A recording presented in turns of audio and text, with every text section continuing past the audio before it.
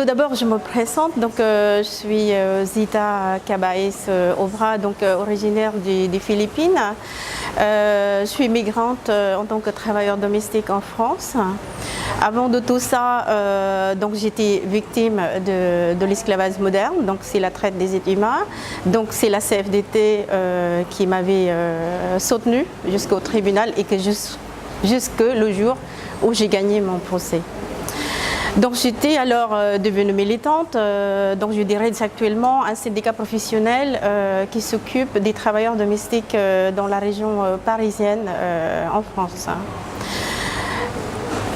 Ma présence, je pense que c'est très important dans l'organisation car les travailleurs domestiques ce sont des professionnels mais inconnus. Je veux le dire inconnus parce que leur professionnalisme est invisible vis-à-vis au public et pourtant leur profession c'est une profession très utile au quotidien. Notre lutte c'est de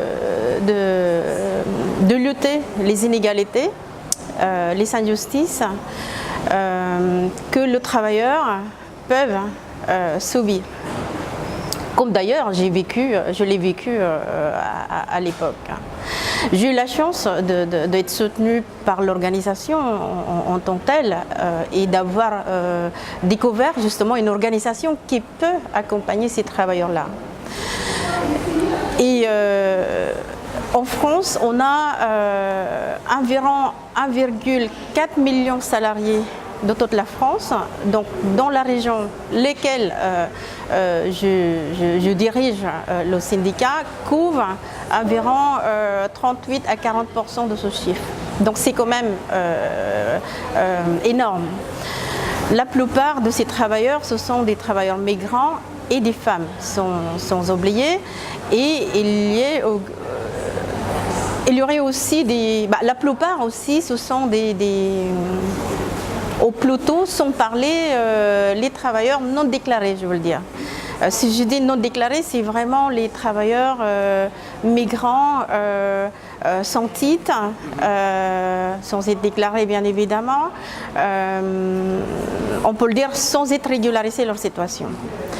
Et que avec leur situation invisible, au cachet, on ne peut pas savoir ce qui se passe en fait sur le lieu de travail. Donc je pense que l'organisation a un rôle important afin que ces travailleurs-là puissent sortir dans l'invisibilité et d'avoir une reconnaissance par rapport à leur profession et être égal à tous les travailleurs, comme tous les travailleurs dans les entreprises. Et qu'est-ce qu'il faudrait faire l'État pour améliorer la situation, les conditions de travail pour les travailleurs domestiques? Je pense que l'État français a aussi un rôle de... je pense que c'est aussi important de rappeler qu'il a un rôle important au niveau économique parce que c'est des travailleurs justement qui contribuent beaucoup les charges sociaux par exemple. Parce qu'il y a des charges sociaux qui rentrent justement dans la caisse française, voilà, sur la caisse française. Et je pense qu'il faudrait qu'ils voient la nécessité, leur présence, pourquoi ils sont là, l'importance du métier. Et puis la reconnaissance toujours, hein, parce que je pense que c'est un peu oublié. Voilà. En France, je peux le dire qu'il y a déjà un peu de reconnaissance parce qu'il y a la convention collective, il y a la classification, il y a tout ce qui est protection sociale, on a. Tout simplement, il manque encore des choses à gagner, comme par exemple les droits syndicaux. Voilà. Aux droits syndicaux, pardon. Les droits syndicaux, il est important, pourquoi? Parce que moi je suis employée de maison, je garde un enfant, ou alors je garde une personne âgée, une personne fragile. J'ai besoin de se syndiquer parce que j'ai besoin de savoir mes droits. Je m'absenterai alors sur le lieu de mon travail. mais je ne serai pas payée. Alors, ma demande, c'est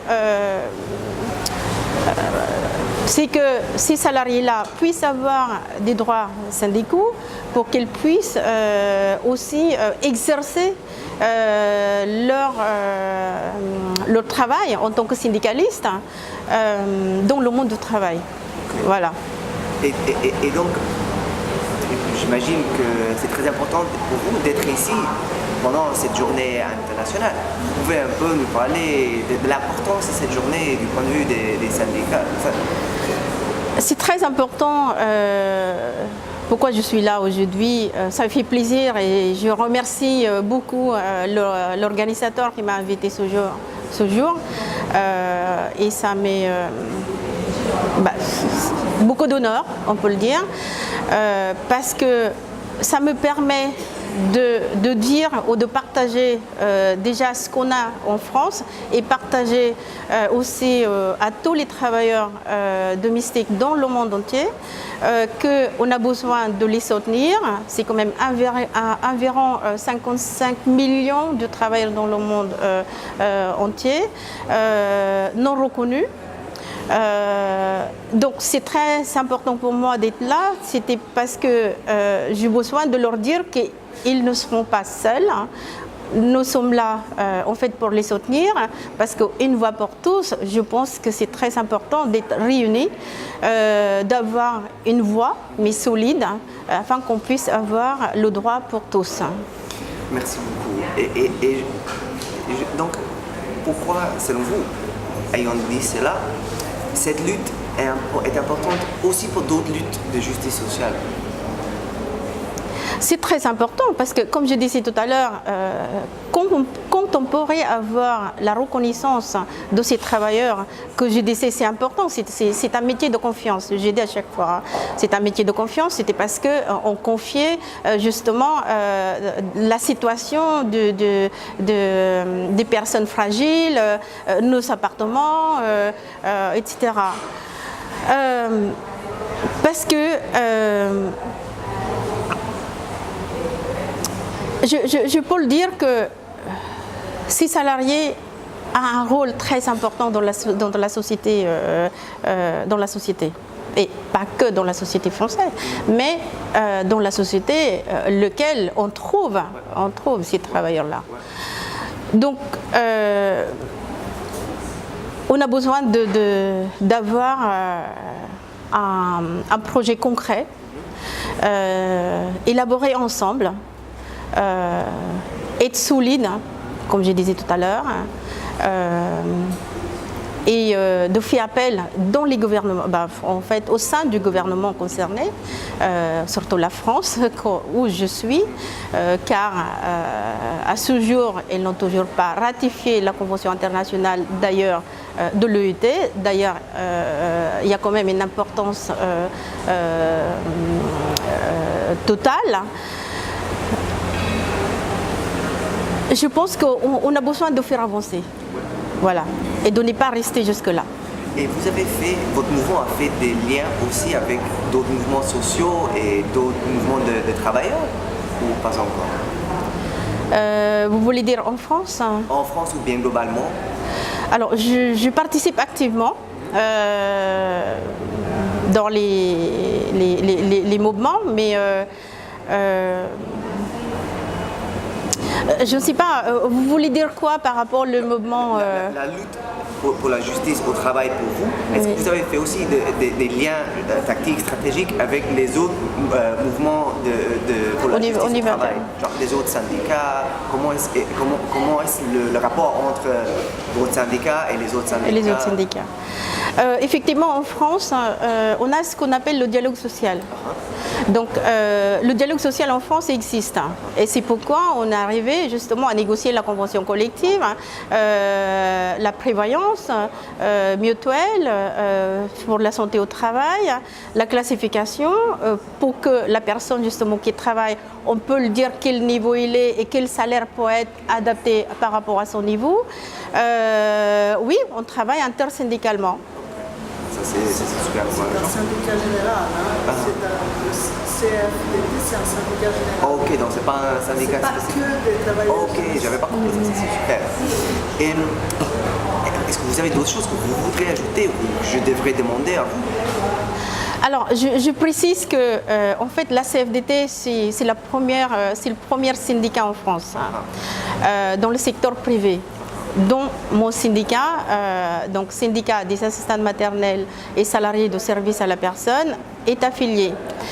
Le syndicat que je dirige actuellement, c'est un syndicat professionnel uniquement dans le domaine de travailleurs domestiques, où j'ai presque 1000 adhérents dans la région.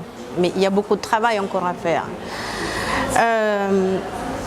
Je vous informe que ce samedi, on organise aussi un événement pour commémorer la Journée internationale des travailleurs domestiques, comme on fait ici demain, en face de la Tour Eiffel. Donc, ce serait, il fait très beau parce que c'est la première fois qu'on fait, afin qu'on puisse tout d'abord appeler le gouvernement français de ratifier la Convention 189 et aussi demander bien évidemment de reconnaître totalement la profession afin que ces travailleurs-là seront dans le même niveau que les autres salariés en tant que professionnels. Super, merci beaucoup. Merci à vous.